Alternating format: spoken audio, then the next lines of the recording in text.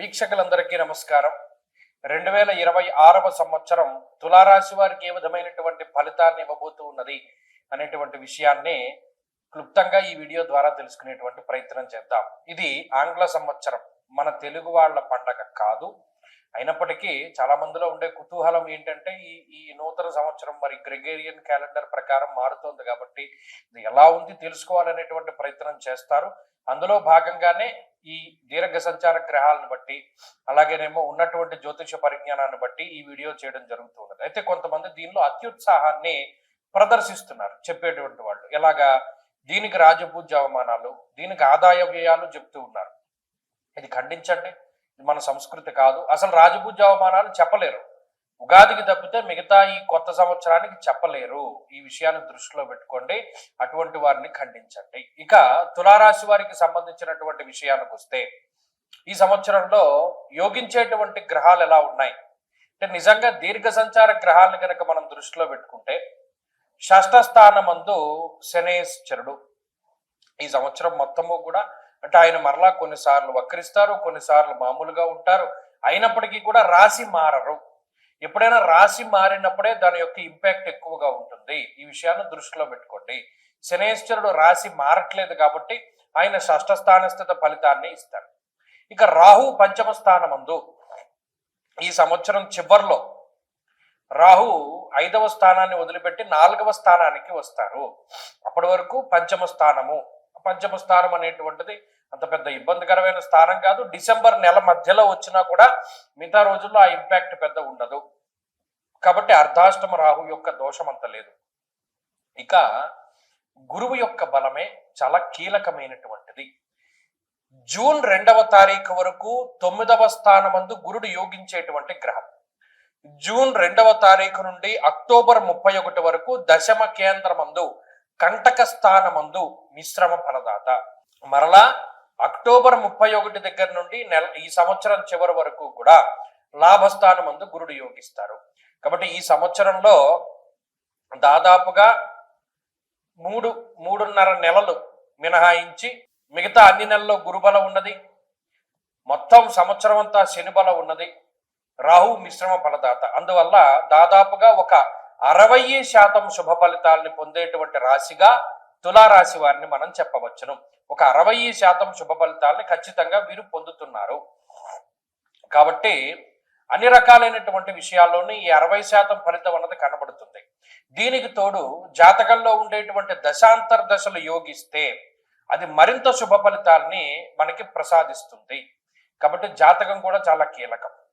ఇక్కడ మరి ఈ షష్ఠ స్థానమందు శనేశ్వరుడు ఉండడం ధనధాన్యాధివృద్ధించ అన్నారు. అటు శత్రు రోగ రుణస్థానంగా అభివర్ణింపబడేటువంటి ఈ స్థానమందు శనేశ్వరుడు ఉండడం వల్ల ధనాభివృద్ధి, ధాన్యాభివృద్ధి, సస్యాభివృద్ధి అంటే పంటలు చాలా బాగా పండుతాయి. తులారాశి వారి యొక్క చేతిలో ఉండేటువంటి పంటలు, వారు వ్యవసాయం చేస్తే వ్యవసాయము, వారు వ్యాపారం చేస్తే వ్యాపారము, వారు వ్యవహారాలు నడుపుతూ ఉంటే ఆ వ్యవహారాలు ఇవన్నీ కూడా చాలా దిగ్విజయంగా కొనసాగుతాయి అనేటువంటిది శాస్త్రవచనం.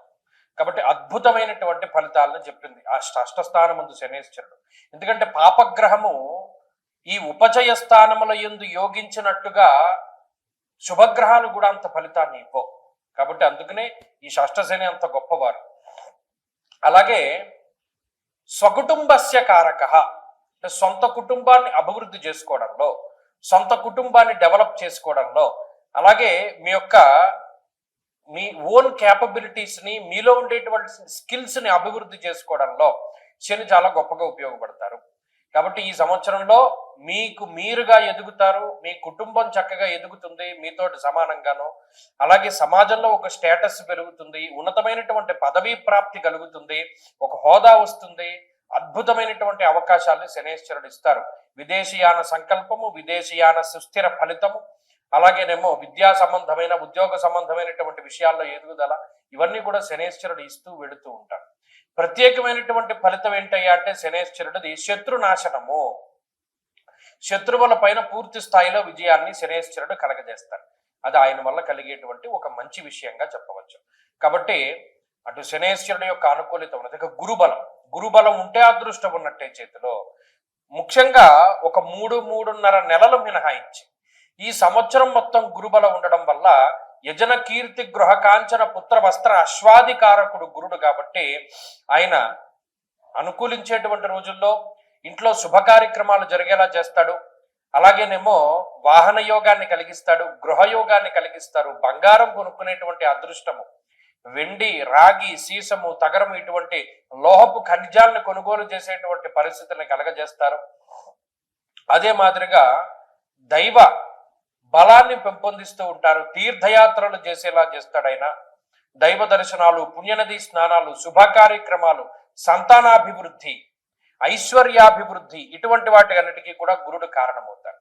కాబట్టి నిజానికి ఈ రెండు బలాలు సరిపోతాయి ఒక రాశిని ముందుకు తీసుకెళ్ళాలి అంటే. దీనికి తోడు రవి బలం, కుజబలం, శుక్రబలం, బుధబలం ఇవి క్రమేపీ ఒక్కొక్క నెలల్లో మారుతూ వస్తూ ఉంటాయి. కాబట్టి ఆయా బలాలు కూడా అడిషనల్ గా యాడ్ అవుతూ ఉంటే తులారాశి వారికి ఇది మంచిది. అందుకని 60% శుభ ఫలితం చెప్పాం. సరే, ఇక మిగిలిన రాహువు పంచమంలో ఉన్నారు కదండి. ఆయన అంత ప్రతికూలమైన ఫలదాత కాదు, కానీ సంతానం వల్ల కొంత బాధపడేటువంటి పరిస్థితులకి కలగజేస్తాడు. అంటే ఏంటంటే పిల్లలు చెప్పిన మాట వినకపోవడము, లేదా కొంచెం వారి పట్ల ఎక్కువగా మీరు శ్రద్ధ తీసుకోవాల్సినటువంటి పరిస్థితులు ఏర్పడడము, ఇలా కొంత బుద్ధికి సంబంధించినటువంటి విషయాలు అవి కొంత వక్రదారిలో వాళ్ళకి అంటే మిమ్మల్ని వారు ఎక్కువ ఖర్చు పెట్టేటువంటి విధంగా ప్రోత్సహిస్తూ ఉండడం, ప్రేరేపిస్తూ ఉండడం ఇటువంటివన్నీ జరుగుతూ ఉంటాయి. ఆ ఒక్క విషయంలో రాహువు కొంత ఇబ్బంది పెడతారు మినహాయించి మిగతా అన్ని విషయాల్లో కూడా తులారాశి వారికి బాగున్నాయి. ఈ సంవత్సరంలో వీరు మరి 60% బలాన్ని పెంచుకోవడానికి ఏం చేయాలండి అంటే, ప్రతి నెలలోనూ ఏకాదశి అనేటువంటిది 2 సార్లు వస్తుంది. శుక్లపక్షమందు, కృష్ణపక్షమందు ఏకాదశి. వీలుంటే ఆ 2 రోజుల్లోనూ ఉపవసించండి. ఏకాదశి తిథి రోజున వీలునంత వరకు ఉపవాస దీక్షతోటి విష్ణు సహస్రనామ స్తోత్రాన్ని పారాయణ చేస్తూ వైష్ణవ క్షేత్రాన్ని దర్శనం చేయండి. దానివల్ల తులారాశి వారి యొక్క గ్రహస్థితి క్రమేపీ మెరుగుపడుతూ ఉంటుంది. ఆరోగ్యం మెరుగుపడుతుంది, ఐశ్వర్యం మెరుగుపడుతుంది, అనవసరమైనటువంటి తగువులు తగ్గుతాయి. కాబట్టి ఏకాదశి ఉపవాసము, ఏకాదశి రోజున చక్కగా విష్ణు సహస్రనామ స్తోత్ర పారాయణ చేసి వైష్ణవ క్షేత్ర సందర్శనము, దాని ద్వారా అద్భుతమైనటువంటి ఫలితాలని తులారాశి వారు పొందగలుగుతారు. ప్రతిరోజు జపం చేసుకోవడానికి, ప్రతిరోజు చదువుకోవడానికి సుదర్శన మంత్రం చాలా గొప్పదైనటువంటి మంత్రంగా చెప్పవచ్చు. కృష్ణాయ గోవిందాయ గోపీ జనవల్లభాయ అనేటువంటి మంత్రం ఉంటుంది. అది ప్రతిరోజు చదువుకోండి, దానివల్ల కూడా సత్ఫలితాలు వస్తాయి. స్వస్తి.